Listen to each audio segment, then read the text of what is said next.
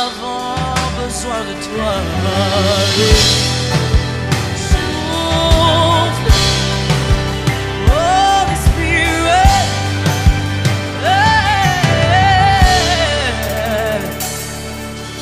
Quand il descend, oui, tout s'arrête. Il y a transfert entre ciel et terre. Quand il descend, l'atmosphère change.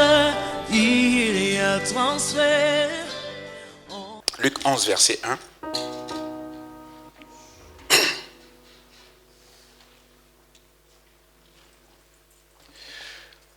Je vais lire au nom du Seigneur Jésus-Christ. Jésus priait un jour dans un certain endroit. Quand il eut fini, un de ses disciples lui dit, « Seigneur, enseigne-nous à prier, tout comme Jean l'a enseigné à ses disciples. » Amen. Amen. Seigneur, enseigne-nous à prier. Deux mots sont clés dedans. Enseignement et prière. Cette question vient après que Jésus ait envoyé ses 70 disciples prêcher l'évangile, manifester la puissance du Saint-Esprit. On voit ça au chapitre 10. Et ils reviennent, ils sont heureux, ils sont pleins de joie. Parce qu'ils ont fait des miracles, ils ont fait des choses qui étaient incroyables aux yeux des hommes. Alors ils sont tout contents. Et puis, quelques jours après, ils se rendent compte qu'il manque quelque chose. Et il vient, comme dit la Bible, c'est un qui vient. Jésus venait de finir de prier. Il dit, enseigne-nous à prier. Il n'a pas dit, enseigne-nous à guérir, enseigne-nous à faire des miracles. Il dit, enseigne-nous à prier. Parce que faire des miracles, ce n'est pas en ton pouvoir. La prière est en ton pouvoir. Il dit, enseigne-nous à prier. Ce qui est de réconfortant, c'est que l'enseignement, comme dit le livre des Proverbes, le commandement est donné par le Père. Le Père, c'est Dieu. Il a donné ses commandements. Le Père, c'est Christ, qui a dit, je vous donne un commandement. Aimez-vous les uns les autres. On a le Père, mais le livre des Proverbes dit, l'enseignement est donné par la mère. Et la mère, c'est l'Église. Donc, tu es au bon endroit pour l'enseignement. Donc, ne néglige pas l'enseignement. Ce verset a aussi quelque chose de particulier dans l'enseignement et la prière. C'est qu'au début, tout est flou. Quand quelque chose est flou en français, on utilise l'article indéfini. Un. Il dit un jour, un endroit, un disciple. Donc le jour n'est pas important, l'endroit n'est pas important. Parce que s'il avait mis l'endroit, on ferait tous des pèlerinages pour aller à cet endroit-là. Non, l'endroit n'est pas important, le jour n'est pas important, le disciple n'est pas important. Pourquoi? Parce que c'est ta question, c'est ma question. Cette question, je peux la mettre à mon nom, je peux la mettre à ton nom. Seigneur, enseigne-moi à prier. C'est pour ça que nous sommes ici, c'est l'objet de ce séminaire. Seigneur, enseigne-nous à prier. Mais s'il a employé aussi le chiffre 1, ça veut dire qu'un jour là, c'est tous les jours pour toi. Un lieu là, c'est tous les lieux. Tu peux prier à tous les endroits. Tu peux prier à tous les endroits. Et comme tu es chrétien, tu es sacrificateur de l'ordre de Melchisédek. Un sacrificateur sans temple, ça n'a pas de sens. C'est pour ça que ta punition, c'est que ton temple, c'est ton corps. Donc tu peux prier partout. Donc tu es en service partout. Parce que ton temple est avec toi partout. Tu dois un service à Dieu partout. Parce que tu as accepté d'être sacrificateur. Et un sacrificateur sans prière, ça n'existe pas. Un sacrificateur sans temple, ça n'existe pas. Les disciples ont vu les miracles. Les disciples n'ont pas appris à prier avec Jésus. Parce que la prière existait déjà. Dieu rencontrait Adam et Ève en Éden. C'est déjà un endroit, c'est un lieu, c'est un temps. Donc ils rencontraient déjà leur Dieu. Dieu a rencontré les patriarches Christ lui-même, il reprochait aux pharisiens de faire de longues prières. Donc les gens savaient prier. Même chez les païens, on prie. Donc les gens savent prier. Les gens prient. Mais il précise une chose. Comme Jean a enseigné à ses disciples. Donc ta façon de prier te rattache à ton Seigneur. Si ton Seigneur c'est le Christ, tu dois apprendre à prier comme Christ. Si ton Seigneur est ailleurs, priez comme ailleurs. Mais nous ici, notre Seigneur c'est le Christ. C'est pour ça que nous reprenons cette question. Enseigne-nous à prier. Jésus fait quelque chose de bizarre. On te demande, apprends-moi à pêcher. Toi, tu donnes le poisson.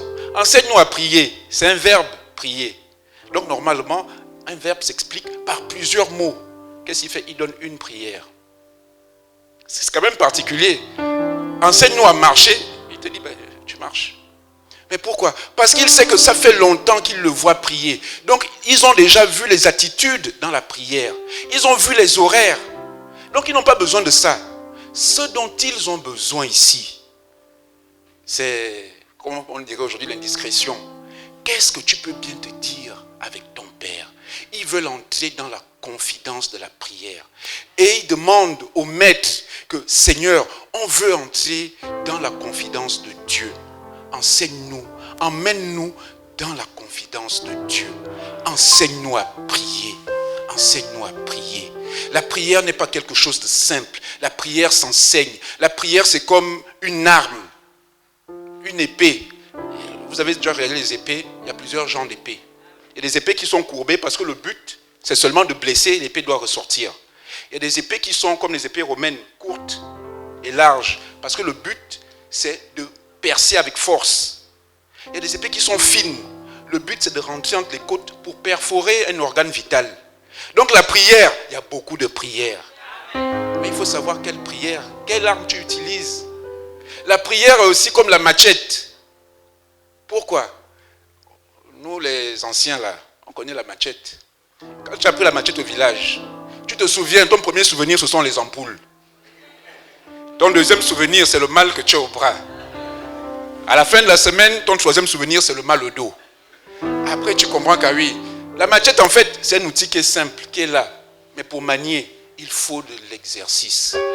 Pour prier, il faut de la discipline. Pour prier, il faut exercer comme Christ s'est exercé tout le temps.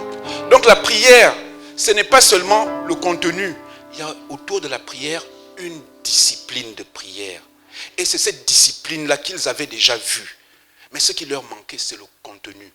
Donc mon frère, ma soeur, tu es sacrificateur. La prière, ce n'est pas anodin. La prière, c'est tellement important que dans Éphésiens 6, on te parle de l'armure. On te parle de l'armure. Mais cette armure-là, réfléchis bien. Une armure, tu as les éléments de l'armure. Il a donné les éléments de l'armure. Mais qu'est-ce qui active les éléments? L'épée de la parole de Dieu s'active par la prière. Le casque du salut. Comment fais-tu pour résister à la tentation si tu ne pries pas? C'est par la prière que tu tiens, que ton casque du salut, tu l'attaches. Il reste sur ta tête par la prière. Le bouclier de la foi. Si ta prière n'est pas une prière de foi, ta prière n'a pas de puissance. La ceinture de la vérité. Si ta vie n'est pas vérité, si ta prière n'est pas sincère, si elle ne vient pas du cœur, ta prière est inefficace. Donc ta prière s'alimente aussi de la vérité. Le zèle de l'évangile, ce ne sont pas que des mots. L'évangile doit être démontré par la puissance. Cette puissance, elle est manifestée par la prière. Donc ta prière est importante. Ta cuirasse, la cuirasse qui te protège, cette cuirasse-là, elle a besoin de prière. Elle a besoin de prière pour que toute la puissance de Dieu se révèle. Donc toute ton armure, tu as besoin d'être enseigné pour savoir que à tel moment, voici l'épée, voici comment on l'utilise, voici comment marchent les pieds de l'évangile, les chaussures de l'évangile. Voici. Seigneur, enseigne-moi à prier. Je voudrais que si tu dois retenir quelque chose de ce séminaire, c'est de comprendre que l'enseignement est nécessaire pour bien prier. Et la prière est nécessaire pour ton service de sacrificateur. La prière est nécessaire pour ta vie. Nous allons inviter l'ancienne Aïcha, après que après que les chantes nous aient conduits dans l'adoration. Amen. Rendons grâce à Dieu pour ces mots et pour l'adoration. On va prendre nos Bibles dans 1 Chronique au chapitre 4.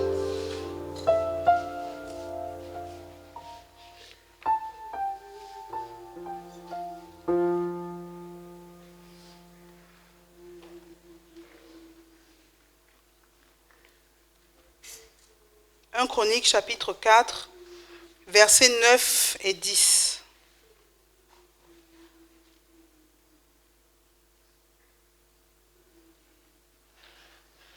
On est prêt? Amen. Je vais lire la parole. 1 chapitre 4, versets 9 et 10. Jaïbeth était plus considéré que ses frères. Sa mère lui donna le nom de Jaïbeth en disant « C'est parce que je l'ai enfanté avec douleur ». Jaïbeth invoqua le nom de Dieu d'Israël en disant « Si tu me bénis et que tu étendes mes limites, si ta main est avec moi et si tu me préserves du malheur, en sorte que je ne sois pas dans la souffrance. » Et Dieu accorda ce qu'il avait demandé. Amen. Amen. J'ai été inspirée vraiment par ce passage, vraiment par hasard quand on préparait le séminaire. Parce que vraiment, c'est le genre de passage, déjà, je n'aime pas lire le livre des chroniques parce qu'il y a trop de généalogie. Et je n'ai pas encore trop compris à quoi sert la généalogie dans tout ça. Donc vraiment, c'est un livre que je n'aime pas lire. Mais quand on préparait le séminaire, la pensée que j'ai eue, c'était sur Jaïbeth. Et je suis venue dans le passage. Et ces derniers jours, j'ai commencé à fouiller. Comme j'avais vraiment du temps, j'ai commencé à fouiller. Je me demandais pourquoi Dieu m'a vraiment emmené dans ce passage. Parce que je ne comprenais pas. C'est un petit paragraphe mais j'ai compris une chose, en fait, j'ai fini par comprendre en réfléchissant pourquoi Dieu, en fait, avait béni cet homme. Pourtant, pour lui, tout avait mal commencé, parce qu'on l'appelle souffrance. Jaïbeth, ça veut dire souffrance, ça veut dire douleur. Donc, vraiment, je ne sais pas quelle douleur la mère a eue quand elle a accouché, mais il avait des frères et sœurs, mais c'est lui qu'on a appelé souffrance et douleur. C'est que vraiment, ça a dû vraiment très mal se passer pour elle. Donc, elle a confessé dès la naissance de cet enfant quelque chose qui était mauvais pour lui. Souffrance et douleur. Et il a grandi avec un nom comme ça. Mais ce qui est intéressant chez lui, c'est qu'il ne s'est pas laissé décourager. Il ne s'est pas laissé décourager et il savait qu'il avait un Dieu. Et il a fait confiance à son Dieu. Malgré le fait que sa mère avait donné un nom où il a dû être sujet de moquerie. On a vraiment dû, parce que vraiment t'appeler souffrance, tous les jours on t'appelle souffrance, c'est compliqué. Mais il a cru en son Dieu et il savait que son destin n'était pas forcément lié au nom.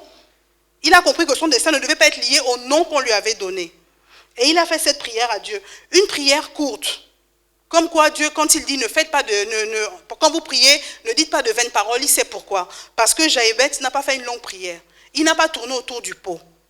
Mais pourtant, il a été exaucé par Dieu. Il s'est simplement souvenu des choses fondamentales.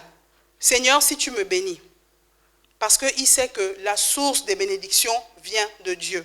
Il savait très bien qu'il n'avait pas un homme qui pouvait le bénir, mais que Dieu seul pouvait me bénir. Et il a fait comment? Il a prié, il a regardé à Dieu, il a dit, si tu me bénis, parce que c'est toi seul qui as la bénédiction, qui ne se suit d'aucun chagrin. Donc, il a regardé vers son Dieu et il lui a demandé la bénédiction. Il n'a pas attendu ça d'un homme. De toute façon, les hommes l'avaient déjà appelé souffrance.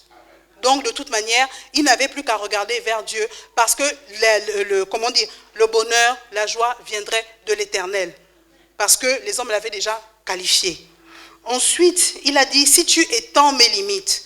Quelqu'un, quand il dit ça, c'est qu'il a expérimenté déjà la limitation dans sa vie.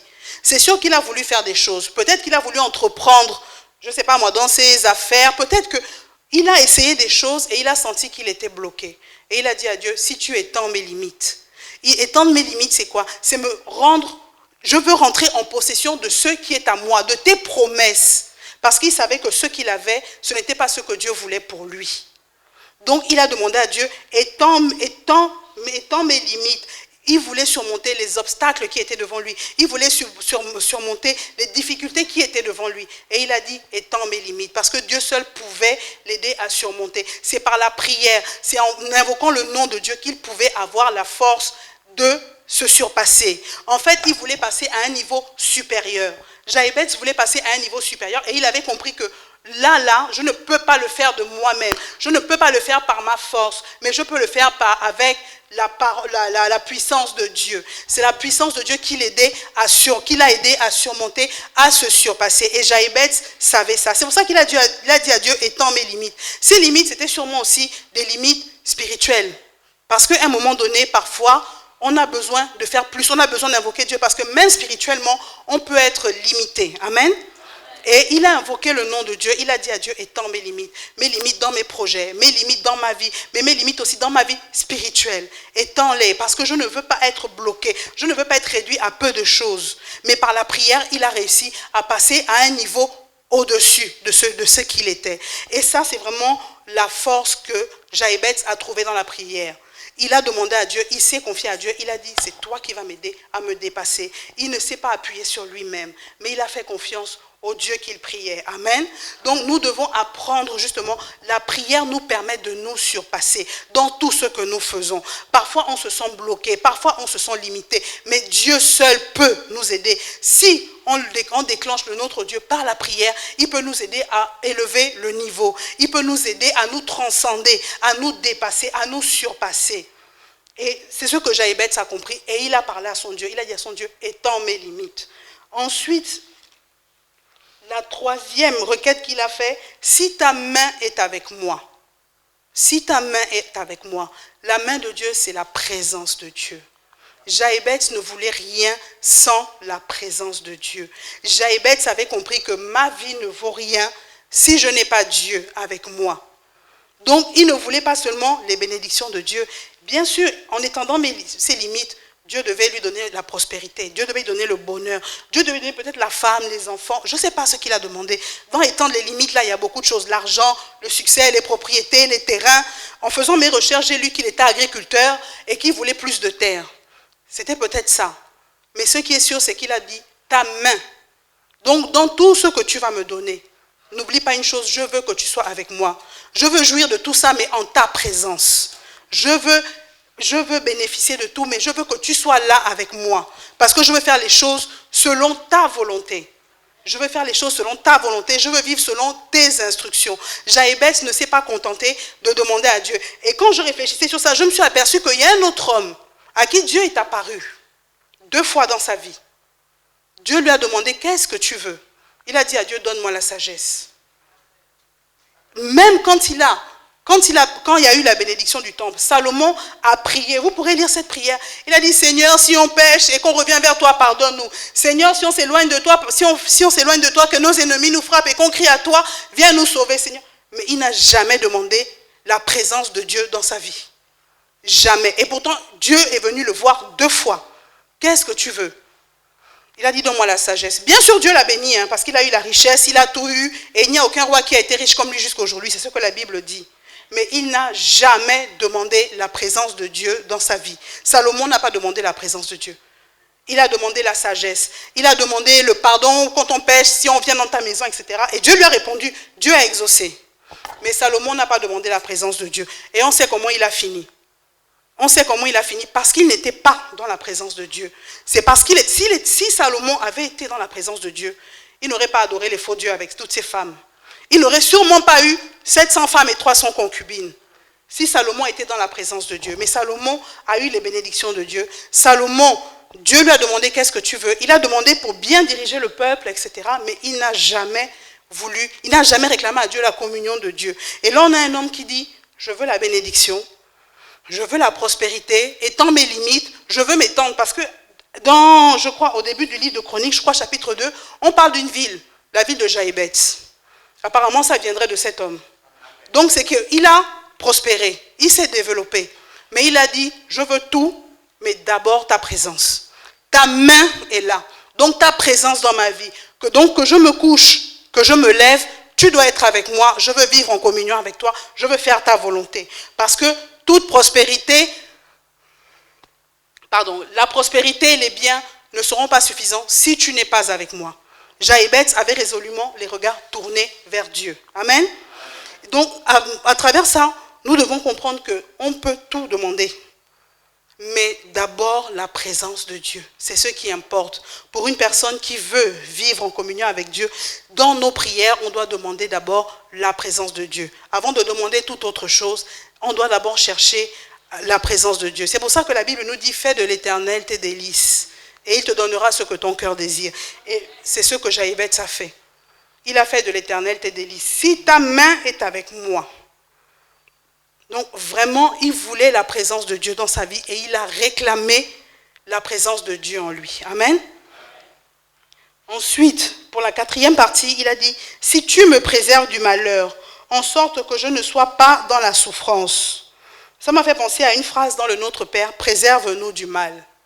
Jaïbetz savait aussi que ses ennemis, ce n'étaient pas des ennemis physiques. Il savait que ses ennemis, seul Dieu pouvait le préserver de ses ennemis. Préserve-nous du mal, de mes ennemis, préserve-moi aussi du péché. Parce que c'est seulement avec l'Esprit de Dieu que nous pouvons discerner, que nous pouvons résister. C'est seulement dans la présence de Dieu que nous sommes protégés. Amen. Et Jaïbetz avait compris ça. Il dit à Dieu, si tu me préserves du mal, en sorte que je ne sois pas dans la souffrance. Donc ça veut dire que malgré le nom que les hommes m'ont donné, toi tu peux me donner le nom de bonheur. Même si les gens ont dit souffrance, toi tu me préserves du mal et tu peux me donner le bonheur. Parce qu'il savait très bien que seul Dieu avait cette puissance-là. Amen. Jaïbetz a compris que en mettant sa confiance en Dieu, en mettant toute son espérance en Dieu, il pourrait tout avoir. Il a demandé les biens des hommes, il a demandé la prospérité, mais il a aussi demandé la présence, la communion de Dieu. Qu'est-ce que ça nous apprend? Ça nous apprend tout simplement une chose, que dans la prière peut changer ta vie. Quel que soit le problème que nous avons, quelles que soient les difficultés que nous rencontrons, la prière est à même de passer, on peut passer du tout au tout. On peut passer d'un extrême à un autre par la prière. On peut vraiment, la prière a la capacité de déclencher la puissance de Dieu, la puissance nécessaire pour faire des merveilles et des miracles dans nos vies. Mais il faut être patient. Mais, première chose plus importante, il faut mettre toute sa confiance en Dieu. Il faut avoir confiance en Dieu. Il faut avoir une foi inébranlable et croire que Dieu seul peut changer nos vies. Tant qu'on aura encore un regard du côté des hommes, en se disant que lui peut faire et lui ou elle peut faire, on se trompe. Jaïbetz n'a regardé que vers Dieu. Jaïbetz avait mis toute sa foi, toute sa confiance en Dieu. Et c'est pour ça que Dieu l'a exaucé. Amen. Deuxième chose, la prière va déclencher la puissance nécessaire. Parce que la prière, maman Marilyn a dit hier, est un moyen de communication entre Dieu et nous. Si tu ne parles pas à quelqu'un, même on le voit tous les jours dans nos vies au quotidien, si on ne se parle pas, la personne aura du mal à nous faire du bien. Ou même du mal, parce que de toute façon, on n'a rien à faire ensemble, on ne se connaît pas, on ne se parle pas. Mais à partir du moment où vous vous parlez, à partir du moment où il y a des échanges entre vous, tu peux aller vers cette personne et dire « Aide-moi pour le travail, corrige un peu mon travail. » Ou « Dis-moi un peu comment tu as fait ça. » Parce qu'il y a une communication. Et lorsqu'on prie, on déclenche l'action de Dieu dans nos vies. Lorsqu'on prie, on déclenche. Donc, moins tu pries, moins tu donnes l'occasion à Dieu d'agir dans ta vie. Mais plus tu vas prier, plus tu vas donner l'opportunité à Dieu de venir agir dans ta vie, de répondre à tes prières. Donc, il faut chercher à avoir une communion, une relation intime avec Dieu. Ça, c'est vraiment le plus important. Nous devons chercher à avoir une relation intime avec Dieu. Le